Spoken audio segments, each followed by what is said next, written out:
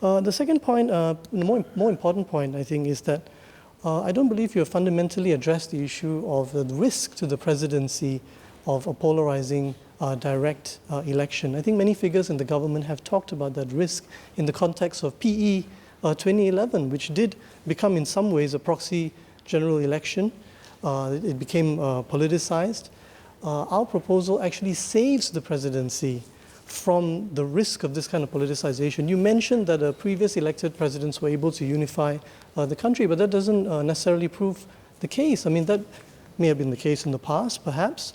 It may not continue to be the case in the future if presidential elections get more and more polarized. So our solution is actually so elegant and has such a powerful advantage of preserving the president as a symbol of unity, the unity of the country above politics. It is so advantageous in that sense that none less than the Constitutional Commission actually proposed it in its report. So I don't think you have fully addressed that merit of our proposal. And in the same vein that you invited us to vote for the bill, I would urge you to consider voting against this bill. Just on that grounds alone is a hugely important point. And the third point I would make is you mentioned the potential for politicization of the Senate election. I think this is a red herring. The custodial power, what we're proposing is to move it to a Senate, that's true. So the risk of politicization of that senatorial election is there, just as the risk of politicization of the PE is there. But the benefit is that the presidency in our proposal, which is appointed, no more suffers from that risk of politicization. It can become more of a unifying figure. Thank you. Mr. Deputy Speaker, I would suggest that the possibility of politicization of the senatorial race is not a red herring. Actually, that's the key. There's absolutely no reason not to politicize this.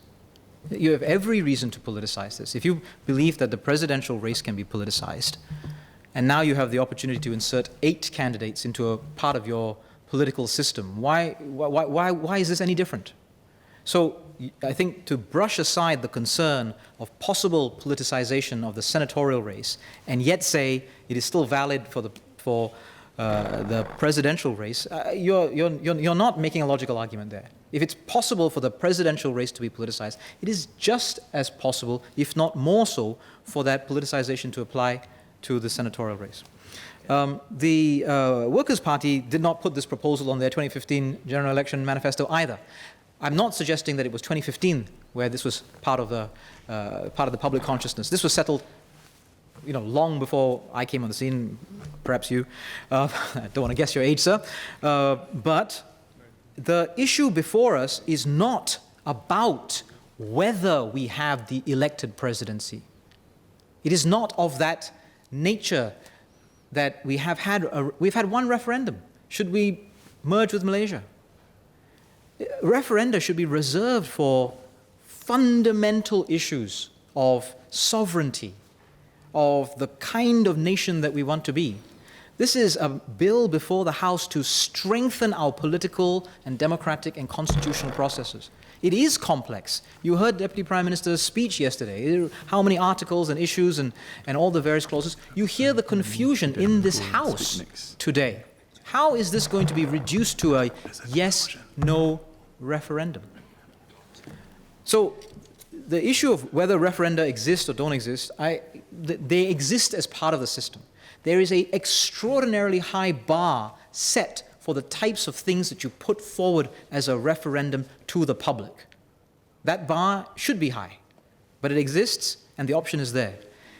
Below that bar, we are elected into this role to serve the public and not return to them the responsibility for making laws for this country, for strengthening our democracy and for strengthening our processes. That is the responsibility that we have been elected into this role for.